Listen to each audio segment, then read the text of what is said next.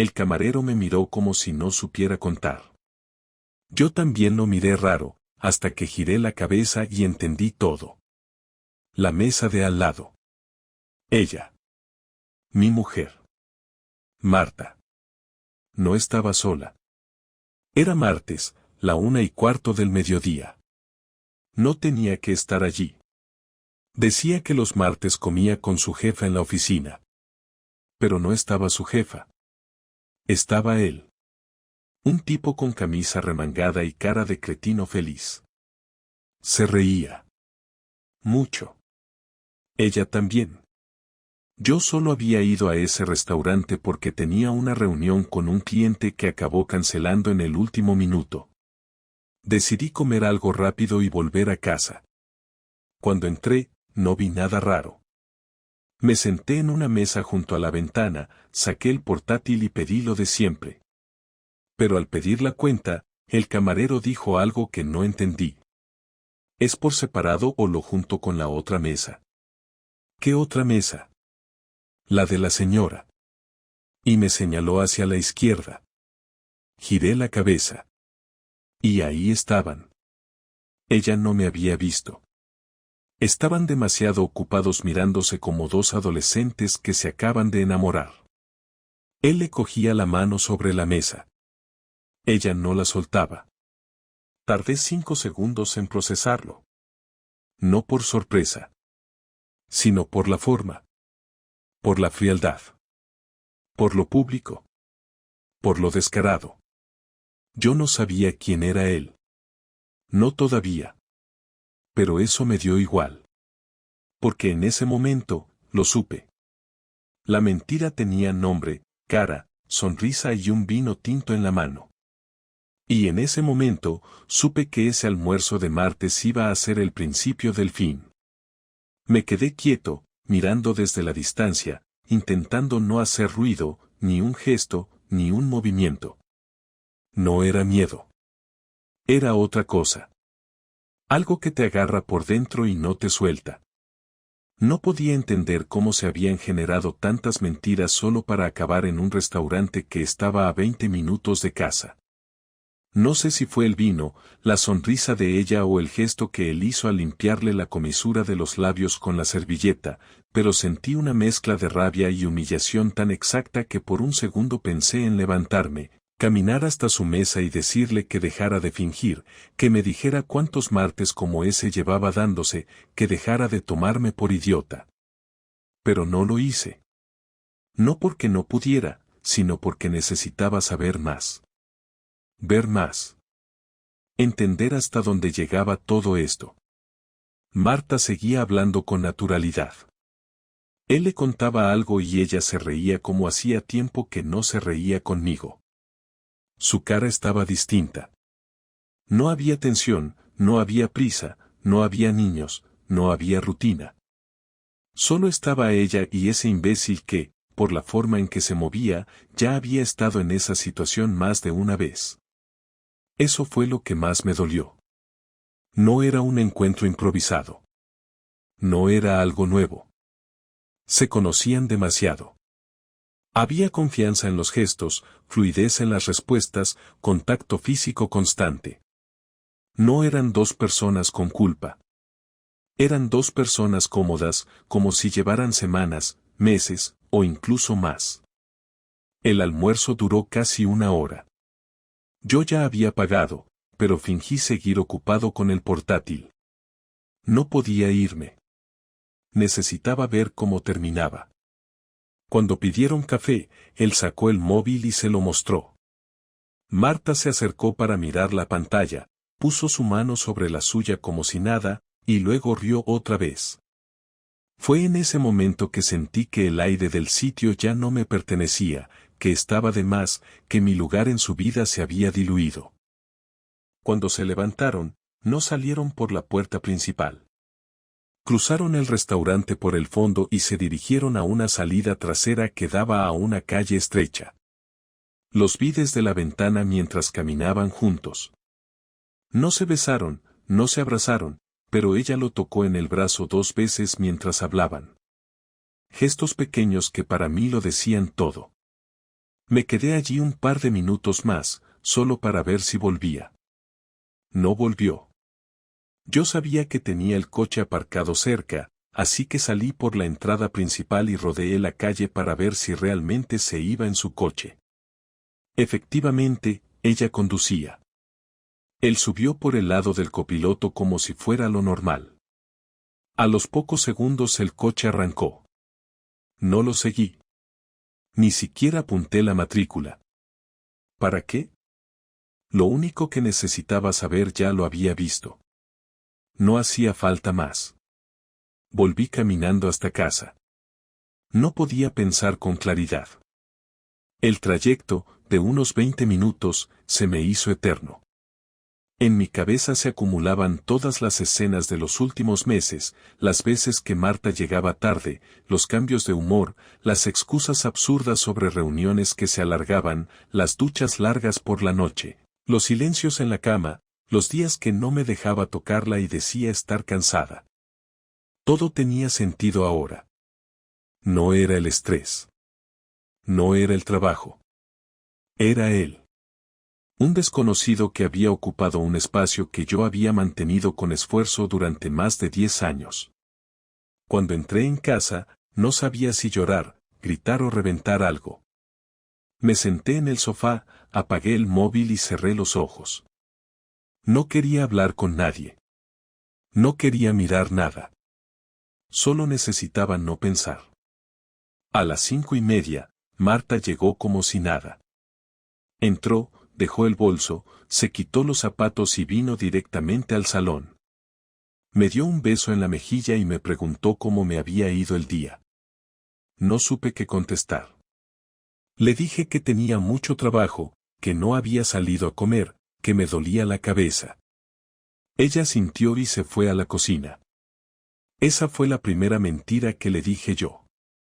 Pero a diferencia de las suyas, la mía fue por supervivencia. A partir de ese momento, decidí que iba a observarla. Iba a actuar normal. No porque quisiera salvar algo. Ya no había nada que salvar. Pero quería verla caer con su propia versión de los hechos. No iba a gritar. No iba a pelear. Solo iba a esperar el momento perfecto para dejarla sin argumentos. Durante los siguientes días, Marta se comportó igual que siempre. La rutina continuó como si nada. Yo hacía el desayuno, llevaba a nuestra hija al colegio, trabajaba desde casa, preparaba la cena. Pero ya no era el mismo. Dormía poco, comía menos, y solo pensaba en cuándo dar el siguiente paso. Necesitaba más pruebas. Algo que no pudiera negar. No para convencerme a mí, sino para que no tuviera la mínima posibilidad de manipular la situación. El sábado siguiente, le dije que iba a visitar a un cliente en Alicante, pero me quedé en la ciudad. Y la seguí. No fue difícil. Usó el mismo coche, fue al mismo restaurante, y él ya estaba allí cuando llegó. Esta vez sí se besaron. Lento. Largo. Sin miedo. Sin culpa. Eso fue todo. Volví a casa, saqué una cerveza de la nevera y me senté a mirar la nada durante 2 horas. No lloré. No grité. Solo me quedé en silencio. Porque ahora, ya no era una sospecha. Era un hecho. Y yo, Sergio, ya no era su marido. Solo era el tipo que le sostenía la rutina. El lunes por la mañana me levanté antes que ella. Hice el desayuno, como siempre.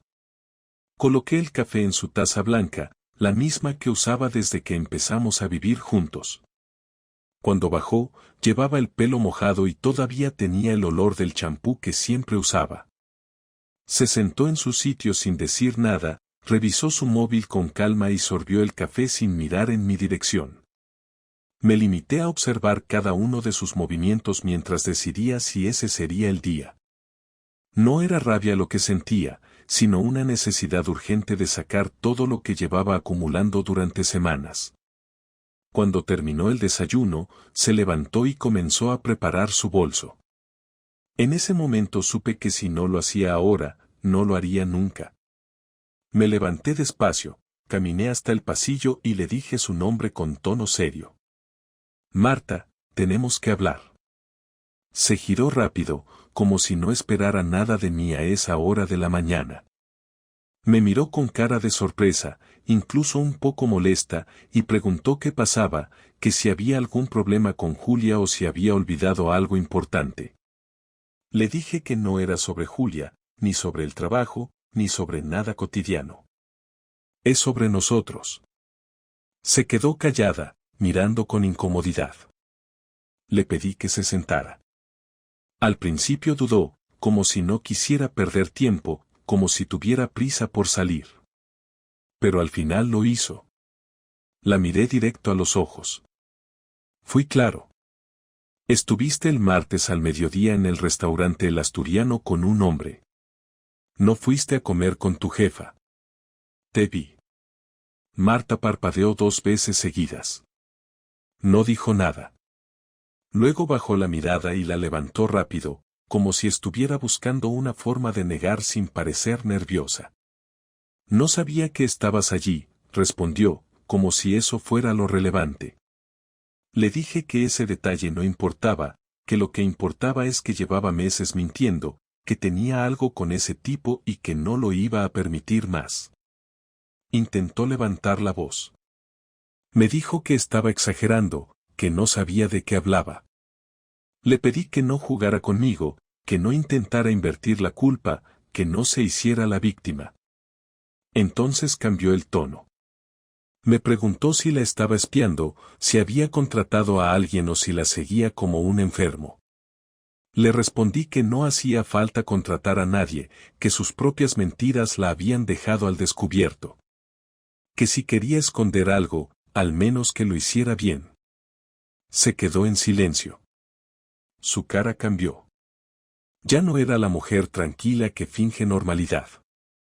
Ahora estaba nerviosa, con los labios apretados, sin saber cómo salir del agujero. Le pregunté quién era él. Me dijo que era un compañero del trabajo. Le pedí su nombre. Al principio se negó. Le dije que si no me lo decía, lo iba a averiguar igual. Entonces dijo que se llamaba Iván, que trabajaban juntos desde hacía un año, que no había pasado nada físico hasta hace poco, que solo hablaban, que se llevaban bien, que necesitaba sentirse viva, escuchada, que conmigo ya no era así. No pude evitar reírme. ¿Me estás diciendo que necesitabas sentirte viva acostándote con otro mientras yo estaba en casa cuidando de nuestra hija, preparando la cena, haciendo todo lo que tú nunca valoraste? Ella no respondió. Le pregunté si lo amaba.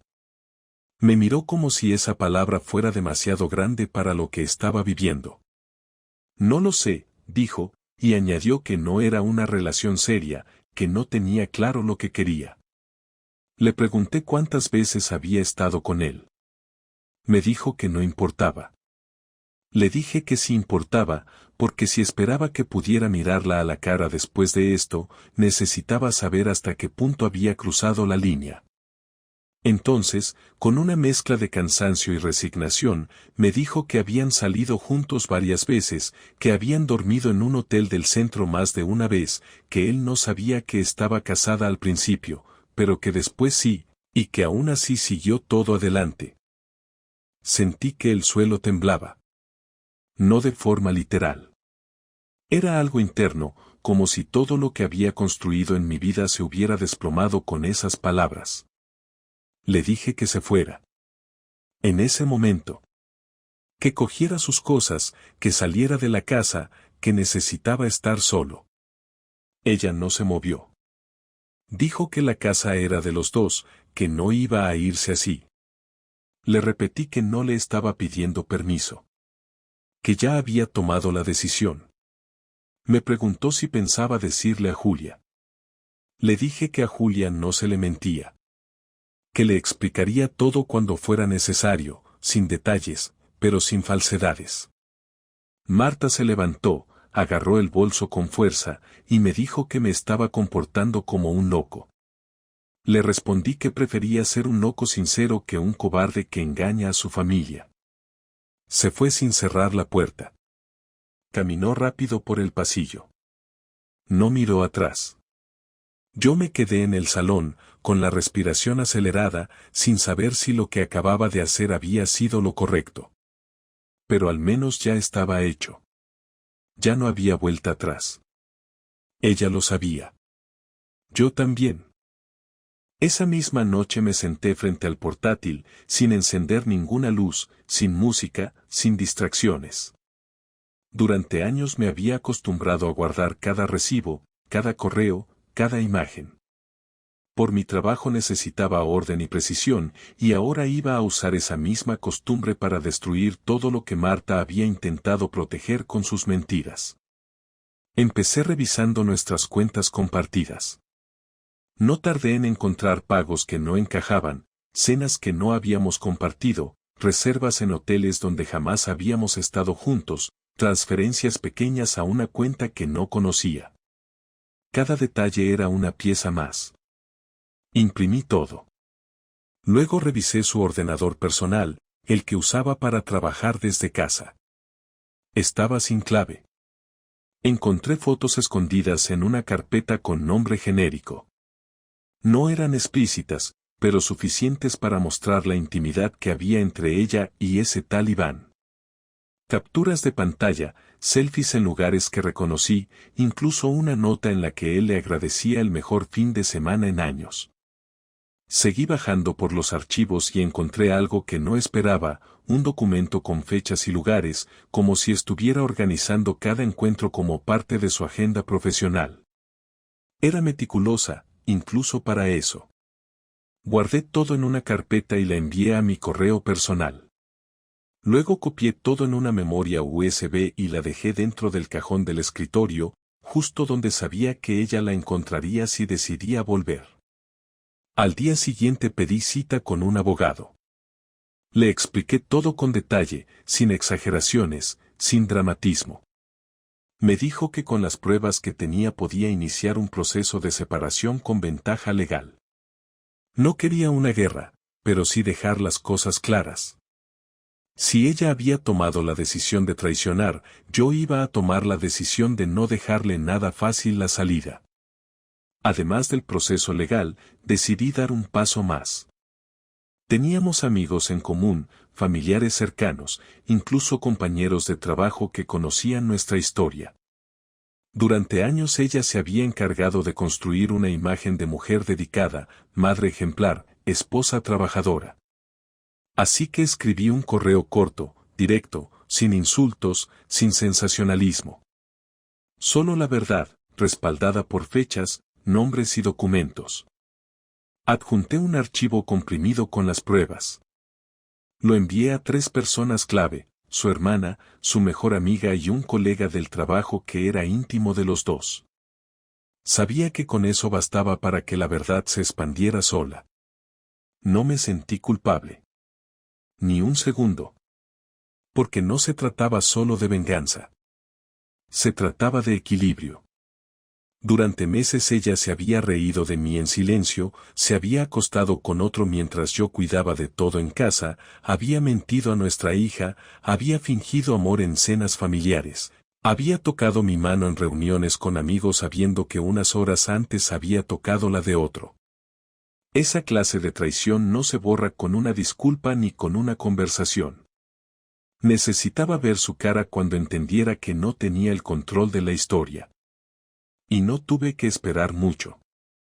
El jueves, a las 6 de la tarde, sonó el timbre. Era ella. Tenía el rostro pálido, los ojos rojos y el móvil en la mano. Me preguntó si podía entrar. Le dije que sí, que era su casa también, al menos por ahora. Se sentó en el sofá y me miró como si no supiera por dónde empezar. Lo que hiciste, dijo, fue cruel. Yo no contesté. Siguió hablando. Dijiste cosas que no tenías derecho a decir. Estás arruinando mi vida. Le respondí que ella ya lo había hecho sola. Solo había puesto la luz donde ella había decidido actuar en la sombra. Me preguntó si estaba dispuesto a seguir con esto, que si no podíamos hablar como adultos y resolverlo entre nosotros. Le dije que sí, que podíamos hablar, pero que el daño ya estaba hecho, y que ella lo había empezado. Me pidió que no le quitara a Julia. Le dije que no pensaba hacerlo, que nunca la usaría como moneda de cambio, pero que nuestra hija tenía derecho a saber quién era su madre. Me rogó que no la envenenara contra ella.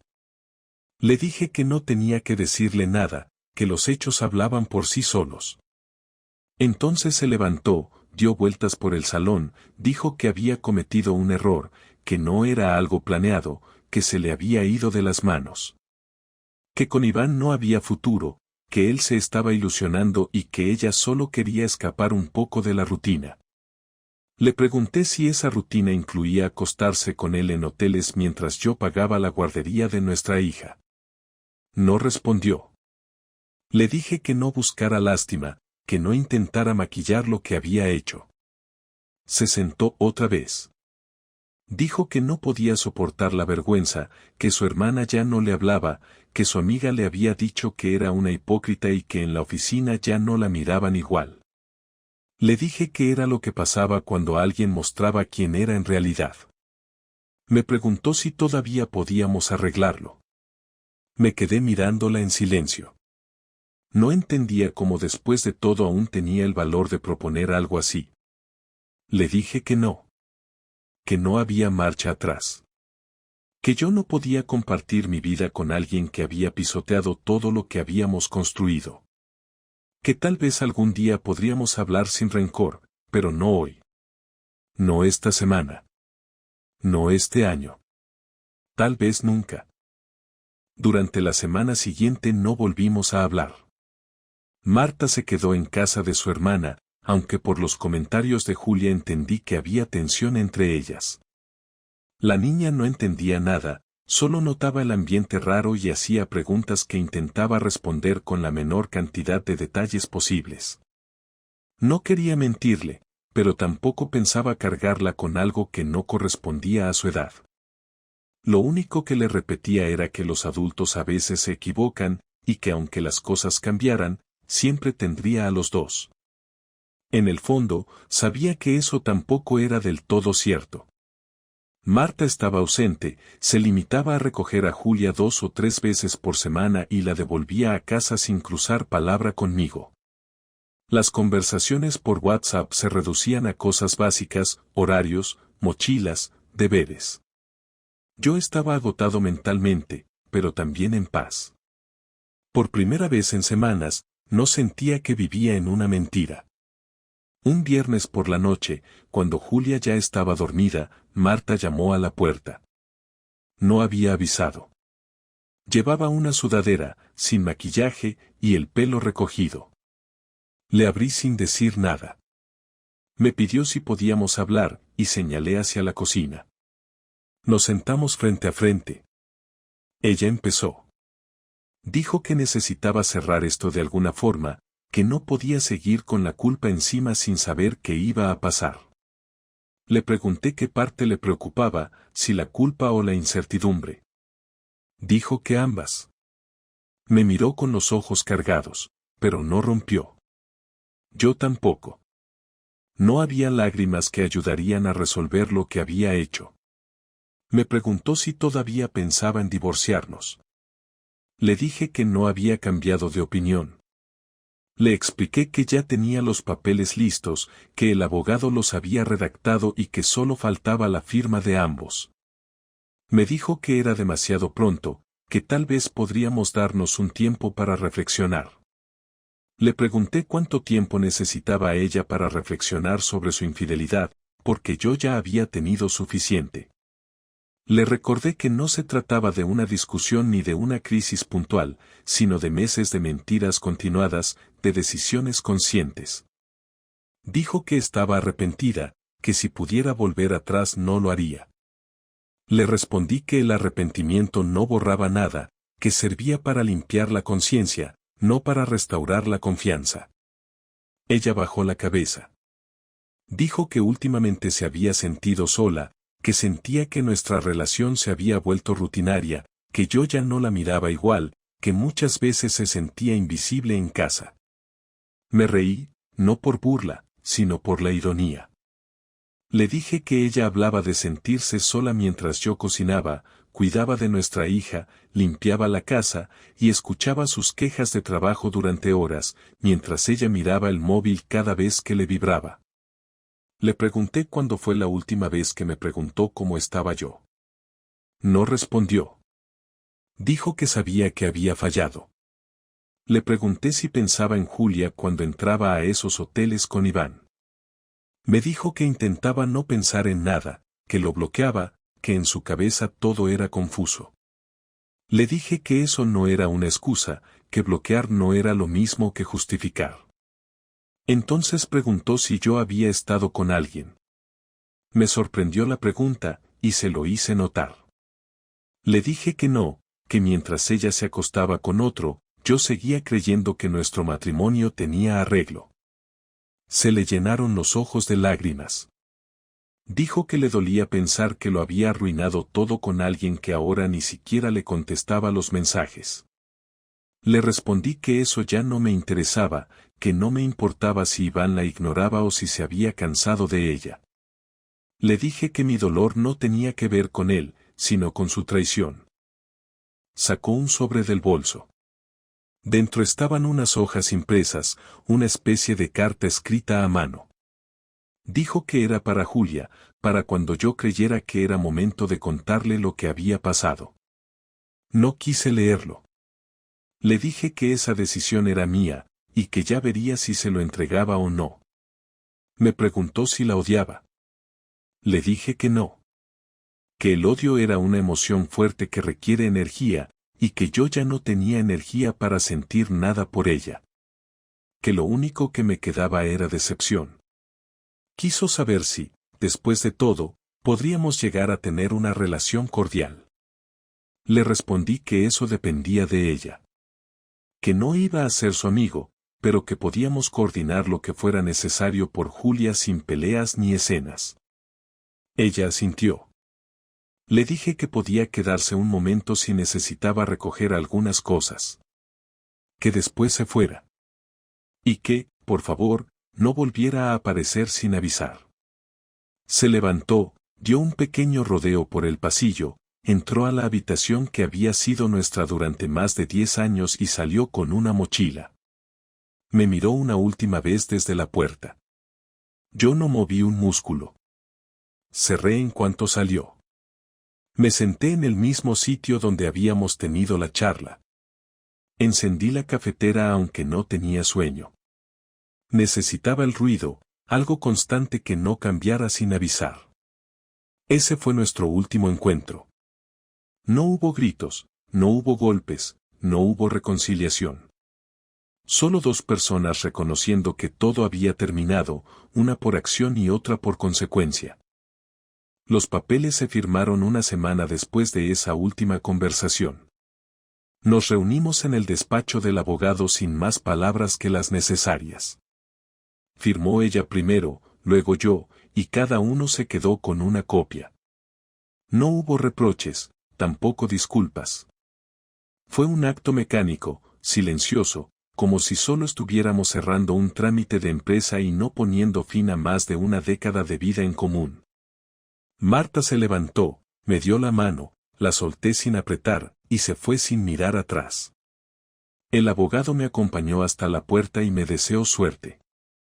Le respondí con un gesto seco y me fui caminando hasta casa. No tenía ganas de coger el coche.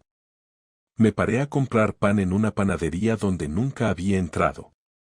La mujer que atendía me preguntó si era nuevo por la zona. Le respondí que no, que vivía allí desde hacía años, pero que era la primera vez que estaba solo.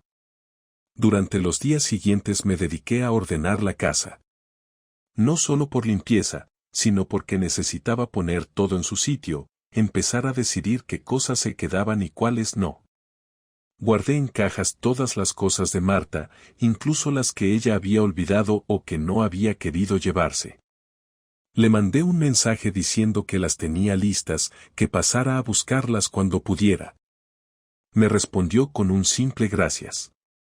Pasaron 4 días antes de que viniera. No entró, solo las recogió en el portal. Le deseé suerte con un tono neutro. Me dijo que esperaba que pudiera rehacer mi vida. No respondí. No porque no tuviera nada que decir, sino porque no quería seguir dándole espacio en mi cabeza. Cuando se fue, subí las escaleras despacio y me senté en el suelo del salón. Miré alrededor. Era la misma casa, pero ya no se sentía igual. Y eso estaba bien. Con el paso de las semanas me fui acostumbrando al silencio, a tener el control de todo, a no negociar cada decisión, a dormir solo sin revisar si alguien más llegaba tarde. Las rutinas con Julia se hicieron más sólidas. Desayunábamos juntos, la llevaba al colegio, hablábamos más de lo normal en el coche. A veces me hacía preguntas incómodas sobre su madre, otras simplemente me contaba cosas del colegio como si nada hubiese pasado. Me propuse no transmitirle el daño, que ella pudiera seguir viendo a su madre como la mujer que la cuidó, no como la que destruyó una familia. No por Marta, sino por Julia. Porque ella no eligió esto. Empecé terapia. No porque estuviera en crisis, sino porque necesitaba entender cómo había llegado a normalizar tantas señales que ahora me parecían obvias. Me ayudó a comprender que había ignorado muchas cosas por miedo a enfrentarme a una realidad que ya existía. Que no me rompí cuando descubrí la verdad, sino mucho antes, cuando empecé a justificar su distancia, cuando dejé de preguntar por miedo a incomodarla, cuando dejé de exigir lo que también necesitaba. El terapeuta me dijo algo que aún repito cada semana: las parejas no se destruyen el día que alguien se acuesta con otra persona, sino mucho antes, cuando uno deja de mirar al otro como parte del mismo equipo. Marta dejó de hacerlo, y yo tardé en notarlo. Un domingo por la tarde, mientras Julia dormía una siesta en el sofá, me puse a revisar fotos antiguas. No por nostalgia, sino por curiosidad.